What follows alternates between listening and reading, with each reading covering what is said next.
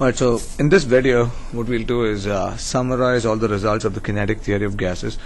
What we know for a gas is that P times V is equal to 2/3 times N times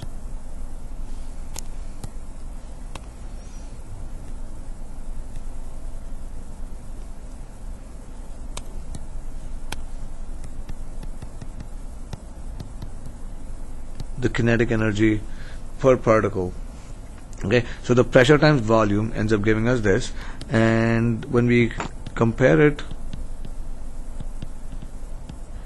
with PV equals nRT, what we ended up getting is that the kinetic energy per particle, the average kinetic energy per particle, was equal to 3/2 times kb times T. Okay, and kb was equal to Boltzmann's constant, which is 1.38 times 10 to the minus 23 joules per Kelvin. Great.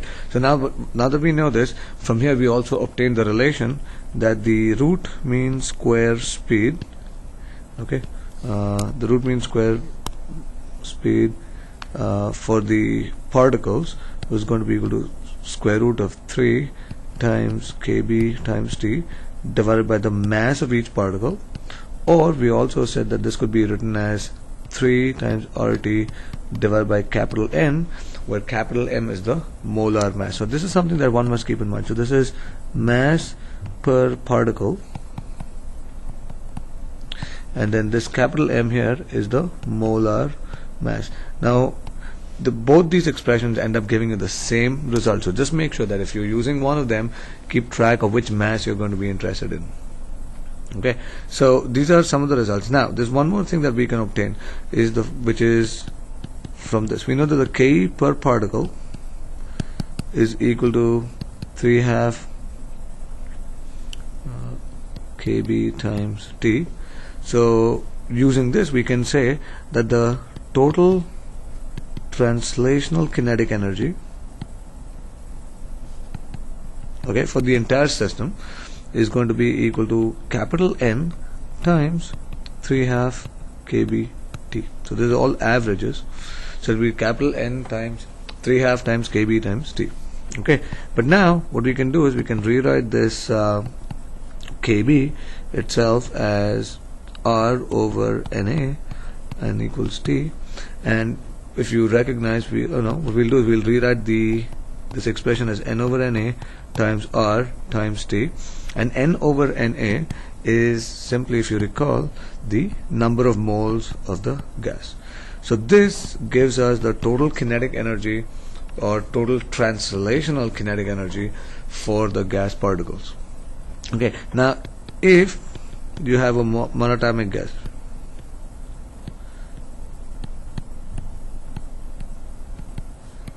okay, now this means that the gas particles, it's just simply made up of atoms. For instance, helium would be a monatomic gas because in its the helium atoms, they do not react with anything, and all you have is the atoms itself, so they don't have to be in molecular form. For instance, hydrogen would be a molecule because hydrogen will exist as H2 in the gaseous phase.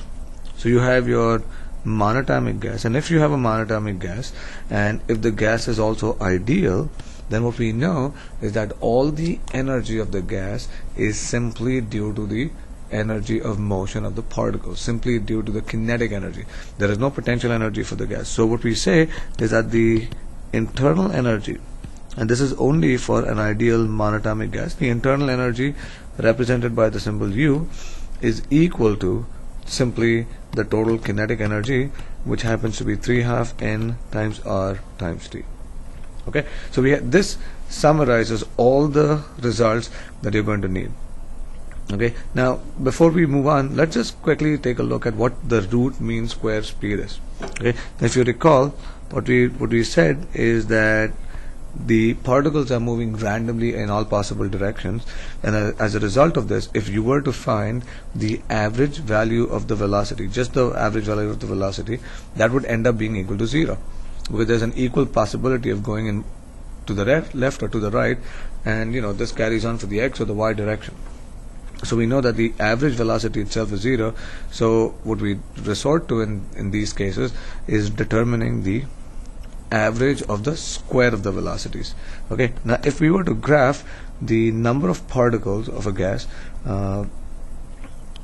with respect to the speed of the particles, okay, what we'd obtain is a curve. Okay, it's called a Maxwellian curve, and we obtain a curve of this sort. Okay, now the highest possible value of the curve, this gives you the value of the most probable velocity. Okay, and again, this is the curve at any particular temperature now. Okay, then the root mean square speed would lie somewhere around here, V RMS. Okay, so this is the most probable velocity, because you see it gives you the most number of particles with that speed. Then this is the VRMS is somewhere here, and we could also find the average of the V by taking the absolute values of the speeds. If we calculate it, it would be somewhere in between here. Okay, so the VRMS essentially gives you some idea of what the speeds could be. Now mind you, understand that this is simply an average quantity. So if the value of VRMS, say for instance, is 1000 meters per second, okay, then you have gas particles that are moving at 10,000 meters per second. You also have particles that are moving at 110 meters per second, or whatever it may be, lower values. But the important thing is that it just gives you an idea of what these values will range. Okay, now one of the consequences of this, and we will see this when we solve a problem for determining the root mean square speed for hydrogen, it will end up being close to 2000 meters per second, and the escape speed for the earth is about 11,000 meters per second.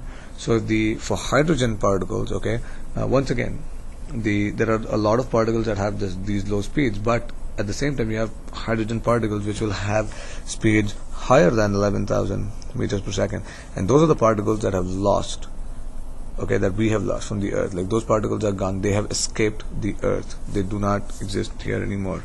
And that is why we have the concentration of hydrogen in the atmosphere is really small. Okay, so in the next video we'll calculate some of these values.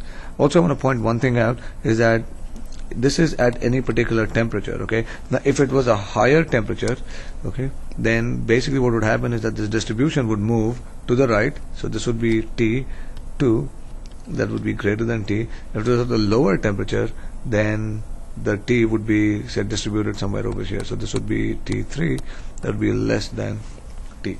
Okay, so these are just the distributions of the velocities of the particles with different velocities. Alright, so like I said, in the next video we'll solve some examples and be done with that.